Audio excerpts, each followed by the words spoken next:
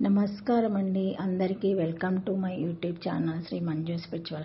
మనము లలిత సహస్ర స్తోత్ర నామాలకు ఒక్కొక్కటి చెప్పిన 10 పదార్థాలు తెలుసుకుంటున్నాం కదా. శ్రీమాత్రే నమః.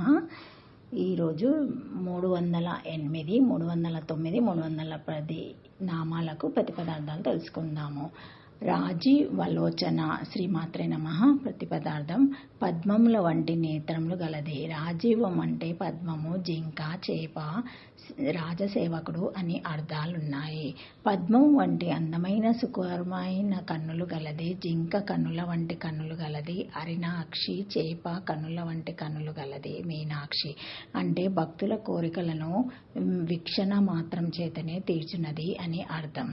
చేపలు తమ గ్రుడ్లను కంటి చూపుతూనే పొదుగుతాయని గ్రంథాలలో చెప్పబడింది. రాజసేవకులను అనుగ్రహ దృష్టితో చూచుచున్నది, రక్షించుచున్నది అని కూడా అర్థం ఉన్నది. పద్మాలు మాతనేత్ర సౌందర్యాన్ని, అనుగ్రహాన్ని తెలియజేస్తాయి.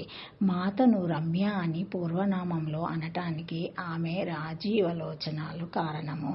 పద్మాల వంటి కనులు సాముద్రిక శాస్త్రం ప్రకారము అదృష్టాన్ని, సౌభాగ్యాన్ని తెలియజేస్తాయి. భక్తులకు ఆమె వరాలని కంటి చూపుతోనే ప్రసాదిస్తుంది. పద్మాలు లేక కమలాలు 2 రకాలు: శ్వేత కమలము, రక్త కమలము. పరమేశ్వరి యొక్క నేత్రాలు సూర్యచంద్రులు కాబట్టి అవి శ్వేత రక్తకాంతులు కలిగి ఉంటాయి. నేత్రములందు రక్త శుక్ల జీరాలు ఉండడం కూడా మంచి సాముద్రిక లక్షణము. వెలుగు, సంక్షేమం, జ్ఞానము, మెలకువ, అర్థమవటం మొదలైన వాటితో సత్సంబంధం కలిగిన కళ్ళను పద్మాలతో పోలుస్తారు. అమ్మవారివి అటువంటి కళ్ళు కాబట్టి అమ్మవారిని రాజీవలోచన అన్నారు. ఓం రాజీవలోచనాయ నమః. క్షరాక్షరి శ్రీమాత్రే నమః. రాజ్ఞి. 309 నామము. ప్రతి పదార్థం భక్తులను ఆనందింపచేయున్నది. భక్తాన్ రజ్ఞాయతీతి. రజ్ఞాని శుద్ధ స్ఫటిక సంకేశం పరమశివం. అరుణాదేవి జపాన్ కుస్మహమాచాన్య మాత్రేన రాజ్ఞియాతిథి వహ. మంకిన పువ్వు తనకు దగ్గరగా ఉన్నటువంటి స్ఫటిక మాణిక్యములో ప్రతిఫలించి స్ఫటికాన్ని రక్తవర్ణము గలదానిగా చేస్తుంది.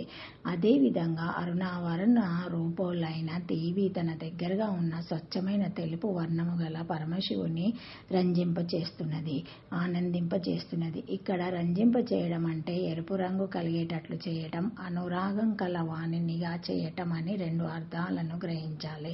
సకల ప్రాణకోటికి అనురాగ స్థానమైనది. భక్తుల విచారాన్ని పోగొట్టి ఉత్సాహవంతులను చేయున్నది. రాజ్ఞి మంత్రానికి రాజ్ఞిని నామము బిందు సూచకము. రజ్ఞిని, రమణి నామాలు రక్తశుక్ల ప్రబోధయ సూచకాలు కూడా. వ్యక్తులు, సన్నివేశాలు రంజింపబడాలంటే వ్యక్తుల ద్వారా జరిగే సంభాషణ, ఒకరి సాన్నిధ్యం వలన ఒకరికి కలిగే అనుభూతి బాగుండే విధంగా ఉండాలి. ఇలా చేయగల సామర్థ్యాన్ని రంజనం అంటారు. చోటులో అస్తిత్వం మాత్రమే ఉంటే ఇది సాధ్యం కాదు. అస్మిత్వము ఉంటే ఇది సాధ్యం అవుతుంది. అంటే చోటంతా తానే అయి ఉండటం అన్నమాట.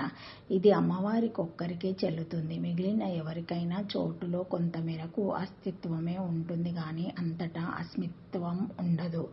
ఓం రాజ్ఞిన్యాయ నమః. రక్షాకరి శ్రీమాత్రే నమః.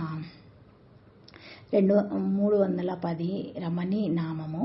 ప్రతి పదార్థం భక్తులను రమింపచేయున్నది, ఆనందింపచేయున్నది. భక్తాన్ రమాయతి తస్య క్రీడాతిథి రమణి. భక్తులను రమింపచేయున్నది, ఆనందింపచేయున్నది. భక్త జనుల హృదయాలందు విహరించుచున్నది, భక్తులతో క్రీడించుచున్నది. భక్త జనానందదాయిని, ఆనందమయ్యి శృతిలో నవ్వుచు ఆడుచు రమించును అని చెప్పబడింది. ప్రపంచం మనకు బాగుంటే ప్రపంచంలో రమ్యత్వము, మనము ప్రపంచానికి బాగుంటే మనలో రంజనిత్వము ఉన్నట్టు లెక్క.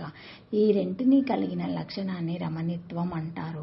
ఈ లక్షణం అమ్మవారిని సూచిస్తుంది. రమ్యత్వం, రంజనిత్వం ఈ 2 ఒప్పే లక్షణం గలది అమ్మవారు. ఓం రమణీయాయ నమః. రక్షాకరి శ్రీమాత్రే నమః. Thank you for watching my video. Please like, share, comment, subscribe to my channel. మరిన్ని వీడియోస్తో మళ్ళీ కలుద్దాం. కలుస్తానండి. ఈ వీడియో మొదటిసారి ఎవరైనా చూసి ఉంటే తప్పకుండా లైక్ చేసి సబ్స్క్రైబ్ చేసుకోగలరు. ఏమైనా కామెంట్స్ ఉంటే కూడా పెట్టగలరు. బెల్ అనే ఐకాన్ బటన్ని ప్రెస్ చేసి ఆన్ చేసి ఉంచుకుంటే మా లేటెస్ట్ అప్డేట్ వీడియోస్ అన్నీ మీకు వస్తాయి, చూడగలరు. Thank you.